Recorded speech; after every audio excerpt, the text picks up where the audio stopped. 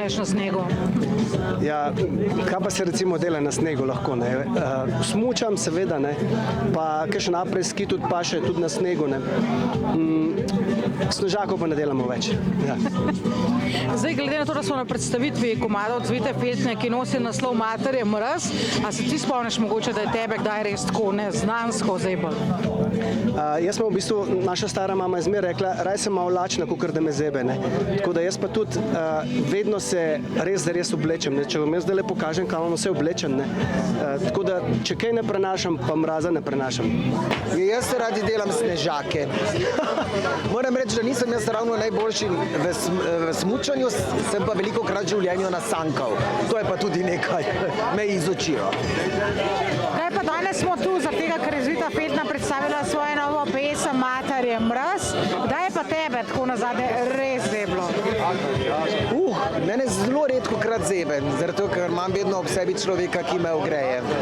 In če je nekdo v tebi takrat, ko stisnem, da tebe stisnem, je najlepše. Ja, smučanje definitivno. Jaz zelo rada smučam že od po moje 4. leta naprej, ko so me naučili. Tako da že dolgo nisem bila na krvavcu in je lepo prideti. No? Zdaj, danes smo tu zaradi tega, ker Cvita Feltna bo predstavila svojo pesem Mater je mraz. A se ti kaj spomniš, da je tebe tako res zebal? Ja, 3 dni nazaj, je bil res minus. Zjutraj, ko sem šla ven, sem se obula v superge, pa sem bila tako, pa ne bo šlo, se bo treba kar probiti. Ja, definitivno smučanje. Jaz sem rojen v decembru, 17. decembra sem imel 30. rojstni dan in en teden predtem smo smučali v Franciji, v Val d'Isèreu, sicer smo imeli 5 dni res slabega vremena, ampak smo pa tule zdaj pri Cviti Feltni na primeru novega komada Mater je mraz.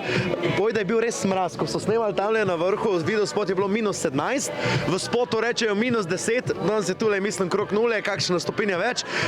Definitivno smučanje, mislim, da in Cvita Feltna in vsi tule zbrani glasbeniki. Imam pa še tudi eno dobro novičko sam za sebe, ko smo že glih pri smučanju. Evo, tole danes zrihtamo, pol imam še en nastop, pol grem pa za en teden na Jahorino smučati. Povej mi še, ker si lih omenil Mater mraz, kdaj je pa tebe tako res zebal? Jaz imam glih kontra problem, meni je skozi vroče, še pozim, ampak se pa kdaj zgodi, ko je ravno na smučanju, kdaj megla, slabo vreme, no takrat pa za zebe, ampak mislim, da smo nekako to zdaj zborili si v Sloveniji, snegec, imamo sonček, imamo dobro vino, tako da se bo dal zdržati. V srednji šoli smo šli na krvavc, točno vem, še zdaj una potka obstaja, bilo je po moje na -25 stopinj, ampak ker pri naš bajt ni bilo tako gnarja, da bi mi kar hodili kar smučarske karte pa se smučati. Mi smo štamfali tam za cerkvijo gor, smo imeli en breg, no in tistega dneva ni bilo nikukar treba spustiti, tudi če je bilo -25, pa so bili vsi po kočah, pa še difuzna svetloba je bila. Toliko me je v roke zebel, da sem si, ko sem padel, točno vem, na kateri poti sem padel, ker je bila taka difuzija in sem si prst zlomil, ampak me je toliko zebel, da sem šele čez 2 dni porajtal, da s tem prstom nekaj ni v redu in še zdaj, če pogledaš tale prst, bi mogel biti takole naravnost, ampak takole, ko ga pogledam, je takole mičken uvinkel. Od takrat me je najbolj zebel. Kaj pa bi rekel, tako mislim, je tvoja najljubša dejavnost, tu danes vidim, imaš špancarje, pa to je smučanje ali počneš še kaj drugega rad na snegu? Najrajši seveda smučam in zadnja leta mi nekako uspe naklepati tam enih od 5 pa do 15 smučarskih dni. Včasih sem bil bolj priden, sem imel na krvavcu kar